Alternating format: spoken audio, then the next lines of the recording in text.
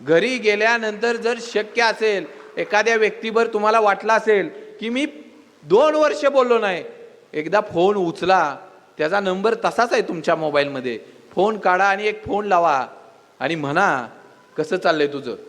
बघा आयुष्यभर तो तुमच्या ऋणात राहील. त्याच्या डोळ्यातनं पाणी आलं नाही तर मला विचारा. एकदा वाटतंय ना हे नातं नाही तुटलं पाहिजे. कुणाचं तरी ऐकून नातं तोडू नका.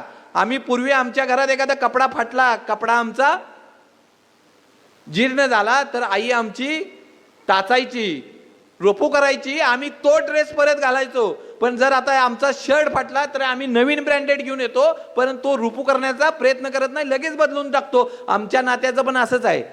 आमचं नातं थोडं इकडे तिकडे झालं ना, आम्ही नातं बंदच करून टाकतो, नवीन नाती शोधतो. मित्रांनो, कुणाच्या तरी सांगण्यावरनं नातं लांब नेऊ नका ना. 2 पावलं पुढे जावा आणि बोला तरी.